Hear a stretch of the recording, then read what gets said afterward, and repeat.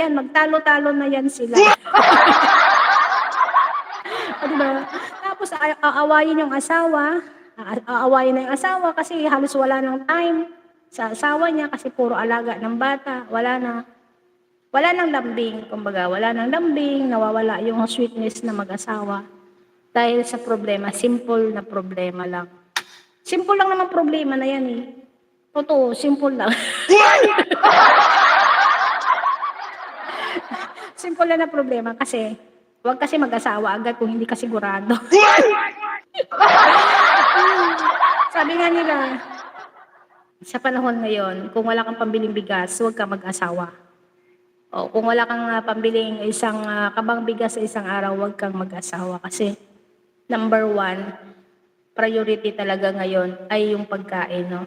Hindi naman puwedeng love lang ang ikain niyo sa mesa niyo, hindi naman puwedeng I love you, pero wala kayo palang pagkain sa harapan ano, o yun ang ulam niyo, I love you bawat isa.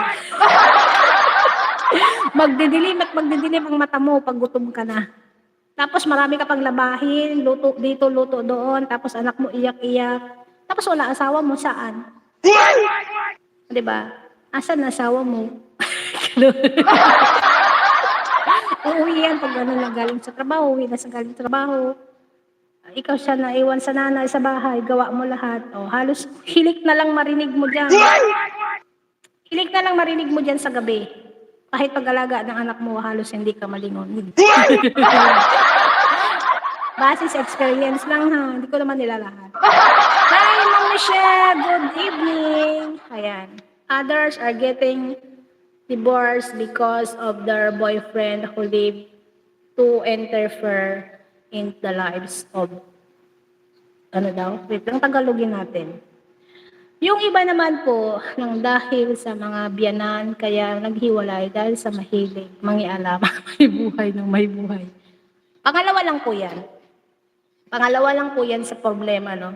Problema ng, the main source ng problem ng mag-asawa is, kung tutusin ang biyanan, pakikisama. Pakisama mo. Wala ka kasing laban pag biyanan ang ayaw sa'yo. Pagdating sa biyanan, pag ikaw ay nagawa ng biyanan, wala kang panalo diyan. Lahat ng makita niya diyan ay mali. Kahit tama na yung ginagawa mo sa paningin mo, paningin ng biyanan mo, mali ka pa rin. Kasi ayaw niya nga sa'yo. Kahit anong gawin mong, ano yan, kahit anong gawin mong pakitang maganda or ginagawa mo na yung maganda para sa kanya, para sa kanila, makita pa rin mali. Kaya ang maganda sa mag-asawa, humiwalay talaga. Humiwalay sa magulang. Yung mamuhay kayo ng ano, kayo lang para matuto sa buhay. Pero pag yung nandiyan kayo sa poder ng biyanan, Diyos ko, walang katahimikan ng mundo. Oo, walang katahimikan ng mundo. Tama ka naman dyan, sis. Ay, Ma'am Michelle, tama ka dyan. Pero number one talaga bago mag-asawa is i-provide ang needs. Huwag gawing katulong.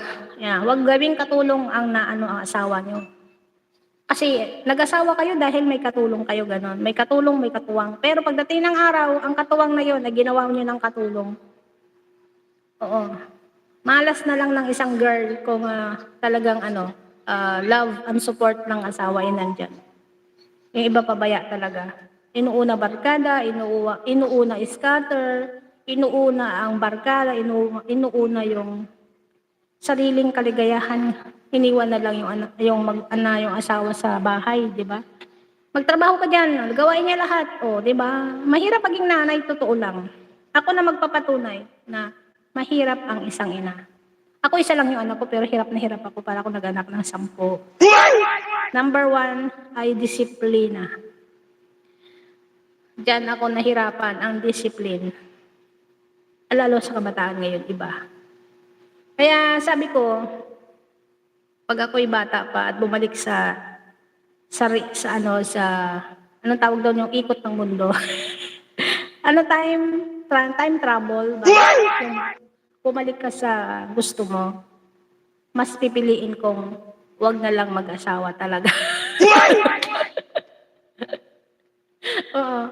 Parang gusto ko na lang bumalik sa tiyan ng nanay ko. Parang gano'n, eh, gano'n ang feeling ko 'no.